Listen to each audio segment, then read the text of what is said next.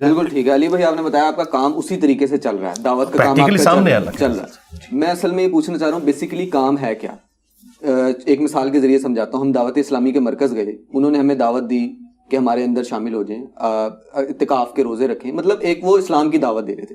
آپ کا basically M کیا ہے؟ آپ لوگوں کو جو اصلاح کر رہے ہیں، جو دعوت دے رہے ہیں، جو تبلیغ کر رہے ہیں، اس کا ایکچوئل مقصد کیا ہے؟ کیا آپ اچیو کرنا چاہتے ہیں یا لوگوں کو کیا آپ بنانا چاہ رہے ہیں؟ پہلی تو بات یہ ہے کہ دعوت اسلامی کو اسلام کی دعوت نہیں دے رہی ہے، وہ اپنے فرقہ بریلویہ کی دعوت دے رہی ہے، جو اس فرقے کی نارمز ہیں ان کی دعوت دے رہی ہے. یہ تو اپنے دماغ سے نکال لیں. آپ مجھے بتائیں، اگر دعوت اسلامی والے یہ کہتے ہیں نماز پڑھو، تو تبلیغی جماعت والے کیا کہتے ہیں؟ بت کے آگے گر جاؤ. اور اہل حدیث جو ہیں وہ جا کے کسی آگ کے الاؤ کے سامنے آپ کو کھڑا کرتے ہیں. یہ کون سی اسلام کی خدمت ہو رہی ہے؟ نماز تو سارے، اور پھر ایک دوسرے کے پیچھے نماز بھی نہیں پڑھتے. دعوت اسلامی والے امام کعبہ کے پیچھے نماز نہیں پڑھتے. جو امام کعبہ کے پیچھے نماز نہیں پڑھتے، مسجد نبوی کے امام کے پیچھے نماز نہیں پڑھتے، وہ آپ کو نماز کی دعوت دے رہے ہیں، تو وہ اپنی نماز اور اپنے فرقے کی نماز کی دعوت دے رہے ہیں، اسلام کی نماز کی. ہاں بالکل. ہاں اب میں یہ اس سے آپ کو میرا فرق پتا چلے گا. ہاں ہم کیا دعوت دیتے ہیں؟ ہم کہتے ہیں تمام فرقے مسلمان ہیں اپنی تمام گمراہیوں کے باوجود، لیکن ان کے بڑوں نے قرآن و سنت کے ساتھ غداری کی ہے، قرآن و سنت کے ترجمے کیے ہیں، خود اس پہ عمل نہیں کیا. یہ دیکھو قرآن و سنت میں یہ لکھا ہے، تمہیں یہ بتا رہے ہیں. احمد بریلوی صاحب یہ کہہ رہے ہیں قرآن کے بعد سب سے افضل کتابیں بخاری اور مسلم ہے. باپا جانی الیاس قادری صاحب ٹی وی میں یہ کہہ رہے ہیں کہ قرآن کے بعد سب سے افضل کتاب بخاری شریف ہے. اور باپا جانی جو خود نماز پڑھ رہے ہیں وہ بخاری میں نہیں لکھی ہوئی، وہ اس کے بالکل خلاف ہے، بغیر رفع الجدین کے پڑھ رہے ہیں.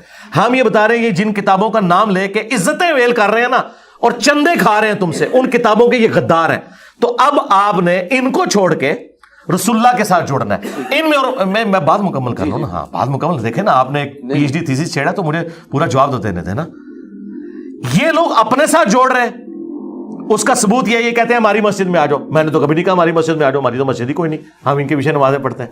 یہ کہتے ہیں یہ دعوت اسلامی کی ویب سائٹ پہ یہ ہمارے اکاؤنٹ نمبر ہے. ہم نے کبھی کسی کا اکاؤنٹ نمبر نہیں بتایا، ہم تو اپنی جیب سے کھلاتے ہیں. کوئی مدرسہ نہیں بنایا. یہ بتاتے ہیں کورونا کے دنوں میں الیاس قادری صاحب کے جی آلموسٹ 40,000 ملازمین ہیں، ان کی تنخواہیں ہم کہاں سے دیں؟ لوگوں نے زکوٰۃ بھی کم کر دی ہے تو ہم نے ان کی تنخواہیں کہاں سے دینی ہے؟ یہ تو آپ سے آ کے یہ گلے شکوے کرتے ہیں. یہ جو آپ کو نمازیں پڑھا رہے ہیں نا پیچھے، وہ یہ کھاؤ پروگرام ہے کہ وہ آپ کو اکاؤنٹ شیئر کرواتے ہیں. میں تو اس سسٹم کا بینیفیشری نہیں ہوں. اب قرآن کھول کے دیکھیں، قرآن میں آیا کہ جب بھی کوئی نبی دعوت دیتا ہے اللہ تعالیٰ کے ریفرنس سے وہ کہتا ہے کہ مجھے اللہ تعالیٰ نے پیغمبر بنا کے بھیجا اور میں اس تبلیغ کے بس تم سے کوئی معاوضہ وصول نہیں کرتا، میرا معاوضہ اللہ کے ذمہ ہے. آج بھی نبیوں کے پیٹرن پہ نبیوں کا صحیح ماننے والا وہ ہوگا جو اسی پیٹرن پہ دعوت دے گا. تو میں تو کچھ بھی نہیں کر رہا، میں یہ کر رہا ہوں جو آپ نے پوچھا کیا کر رہا ہوں، میں یہ کر رہا ہوں کہ میں کہتا ہوں کہ رسول اللہ کے ساتھ جڑو، اللہ کے ساتھ جڑو، کتابوں کے ساتھ جڑو، فرقوں کے ساتھ نہ جڑو. لیکن یہ فرقے مسلمان ہیں، ان کے پیچھے نمازیں پڑھو، چندے ان کو دو، لیکن ان کی اصلاح کی کوشش کرو. ان کی شناخت تو بتا دیں جو آپ کو فالو کر رہے ہیں، مطلب جس طرح آپ بتا رہے ہیں آپ گائیڈ کر رہے ہیں.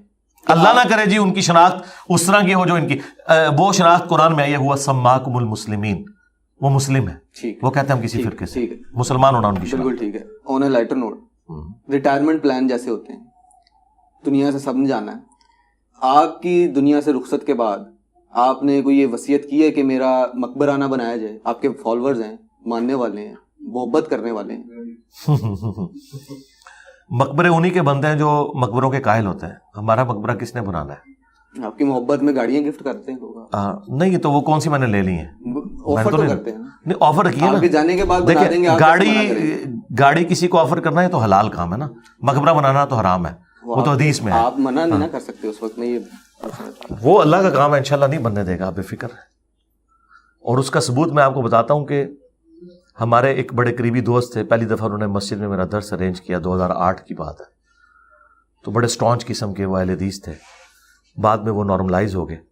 جب وہ فوت ہوئے نا تو مجھے آج بھی وہ منظر یاد ہے کہ ان کی جب قبر بن رہی تھی نا، تھوڑی سی مٹی ان کی قبر پہ زیادہ چلے گی تو ساتھ کھڑے ہوئے کئی لوگوں نے کہا کہ یہ آپ اتاریں، یہ تو اونچی قبروں کے خلاف تھے، ان کی قبر ہم نہیں اونچی بننے دیں گے. یہ آپ ذہن میں رکھیں.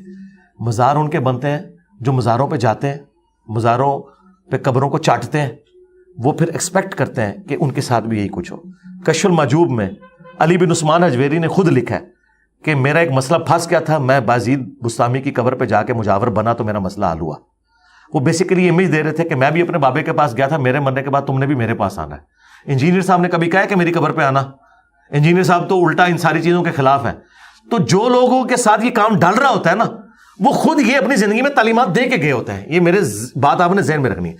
اب رہ گیا کہ وہ مزارات جو تعلیمات کے خلاف ہیں وہ حکمرانوں کے زیر اثر بنے ہیں, اس کو کوئی روک نہیں سکتا. مثلا امام مسلم کا مزار بن گیا, حالانکہ مسلم میں حدیث ہے قبروں پہ مارتے مت بناؤ. اب یہ جو ہے نا امام مسلم کے شاگردوں نے نہیں بنایا, یہ حکمرانوں نے زبردستی کی. حکمران جب اس قسم کی زبردستی کرتے ہیں وہ تو کچھ بھی کر سکتے ہیں, اس کی تو کوئی گارنٹی نہیں ہے. لیکن رہ گئے ہمارے اسٹوڈنٹس تو وہی حرکت نہیں کریں گے. آپ بے فکر ہیں, وصیت کر دیں گے. جی وصیت ہی ہے, وصیت ہے, آپ بے فکر ہیں. کیسے کریں گے؟